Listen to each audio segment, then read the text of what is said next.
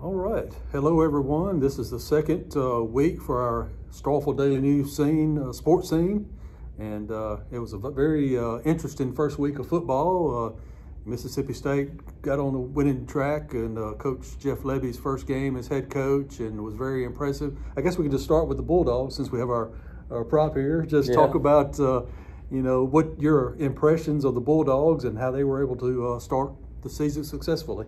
Yeah, I thought they checked all the boxes you really need to check in a game against the FCS team. We knew it was going to probably be a blowout, and if it wasn't, then you have some major issues with the team. But they came out, first possession, you got a touchdown right off the bat and 3 plays in, and the touchdown was an exciting, explosive play. It was a 61-yard touchdown from Jordan Mosley, and that really got the fan base energized. I think what the fan base wanted more than anything was to see an offense that came out, was really explosive, scored a lot of points, and a team that was playing with a lot of excitement, because that was missing from the team last year. Yeah. So you saw that. Even the defense, who looks like they might take some lumps this year, they got some inexperience. They have a brand new defensive coordinator. Even the defense had some moments in that ball game. They had one possession that really kind of stuck in the craw of Jeff Lebby right before halftime when they gave up the touchdown. But other than that, it was a really good day defensively for that unit. So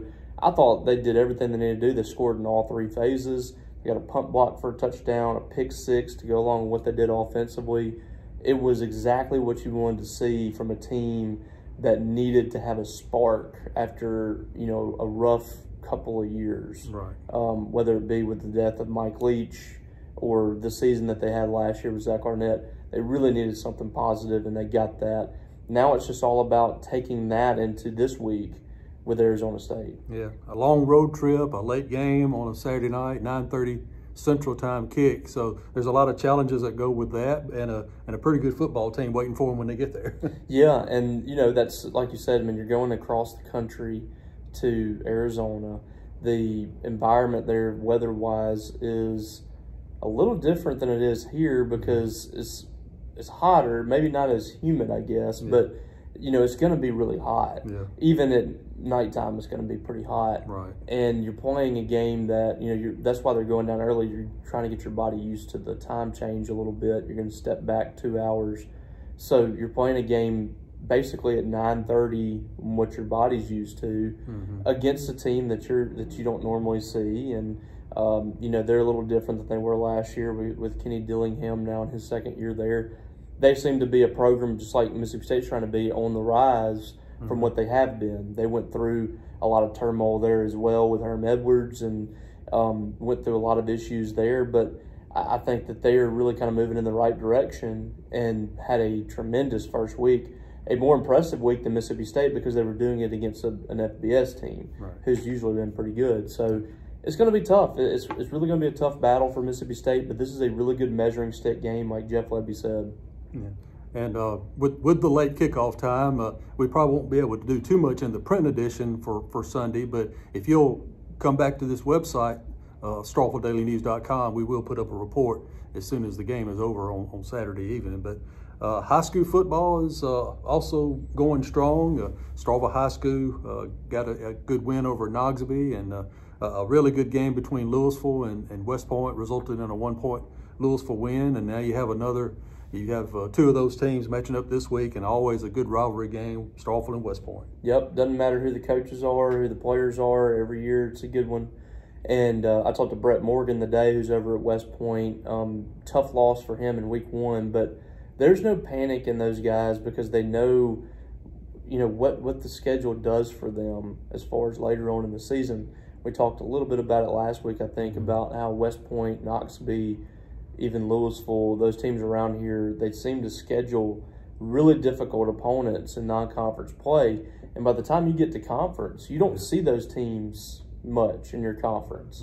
And for Starkville, they're scheduling down in classification, but those are really tough teams that they play. Those are teams that, not just tough in the fact that it's just going to be a difficult game, tough like the players are really tough. Noxubee was a 3A opponent, but that game, how hard Noxubee plays and what they do defensively is going to prepare Starkville moving forward. And the same this week for West Point. So for West Point, losing 15-14 to Louisville, those losses haven't kept them out of the state championship. Right. They've been the state championship 3 years in a row, having lost to Louisville, right. and 8 years in a row total. So they're not, afraid of playing these teams. If they lose this game, they understand that the world isn't over for them. Mm-hmm. They're going to continue to press on. But Brett Morgan has a tremendous amount of confidence in his program and his team. He's taken over, but like we said, this is a program that has put those guys like Brett Morgan and some of the guys that have been there for a while in position to lead it. Right. And so I don't think that they're going to let up much at all. But Starkville, talked to Chris Jones today too, and he was pleased with what he saw from his team last week. You got a brand new quarterback, you got a brand new running back, you got several new receivers, several new offensive linemen, just a lot of new faces out there, and they went out there and took care of business. It was never truly in doubt. And I think Knoxville's going to be a good team, but right. I was really impressed with Starkville last week. Yeah. And it's it's going to be a few games down the road where we really see what some of these teams are made of. Probably when they get to district play, and that's what these early games are for, like you said. And just want to touch on one more thing. I know you're looking forward to getting over to Choctaw County and seeing their new surroundings. A brand new stadium, yeah. Really looks good, and I know you're looking forward to seeing their opening night, so to speak. Yeah, we had in the paper a few weeks ago the ribbon cutting, and it was really impressive when I got in there and got a first look at that stadium. And it's really second to none in this area. And this is a 3A public school now. I mean, putting a field like that on campus and a stadium like that on campus is really impressive. But it's a long time coming for this Choctaw County program. They've wanted their own identity since they've broke off from Ackerman and Ware. Those two programs were very proud programs over the years. Ackerman has state championships. Ware has several state championships. They produced some great players over the years. But this program has never won a state championship, and they never played in a state championship in football. So this is an opportunity to really stamp their own legacy here. It's not Dale Davidson Field, home of the Ackerman Indians. It's Choctaw County's Charger Stadium. So this is something that Ware and Ackerman can be proud of. And the next step after this now is getting their own championship. And that's kind of what they're looking forward to now. And hopefully this stadium helps kind of rejuvenate that spirit a little bit and bring it out of them. They had a very tough loss last week, and a lot of people are upset about that loss, whether it be at the referees or at themselves for not finishing the job and getting the job done. I think you're going to see a team this week that takes a lot of that frustration out on New Hope.